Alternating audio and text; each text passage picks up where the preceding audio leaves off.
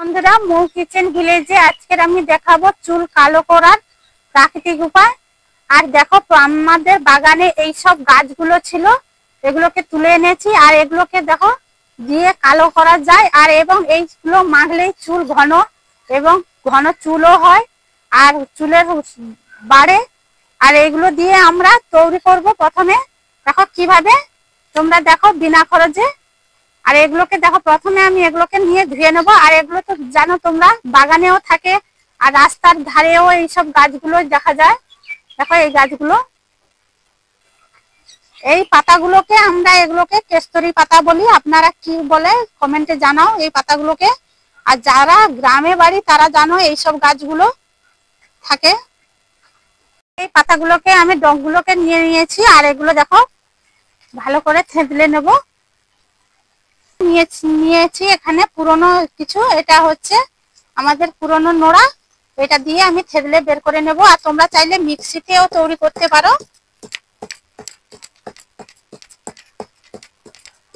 আর তোমরা চাইলে অনেকের বাড়িতে তো হেমাদিস্তা থাকে, হেমাদিস্তাতেও তৈরি করে নিতে পারো।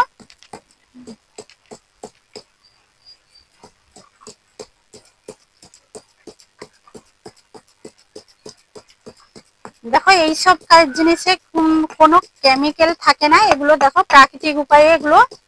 আর এগুলো কোনো চুলেরও কোনো সমস্যা হবে না এইসব জিনিস ব্যবহার করলে। দেখো আমি থেতলানোর পরে কালো কালারটা দেখেছো কিভাবে। দেখো এর থেকে আমি রসগুলোকে বের করে নেব।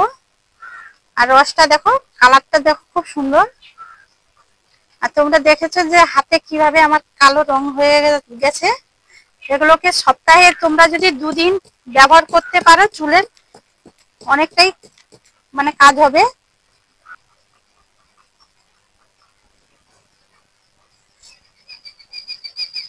পাতার রসটা বের করে নিয়েছি আর চুলের মাপেই আমি করে নিয়েছি। আর এটা বেশি করব না।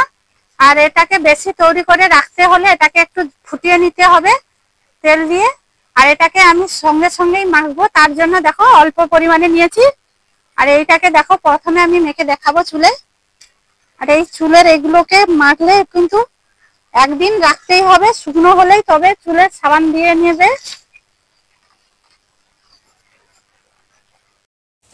দেখো আমি এগুলোকে পুরো চুলে মেখে নিয়েছি। আর এইভাবে চুলটাকে আমি রেখে দেব।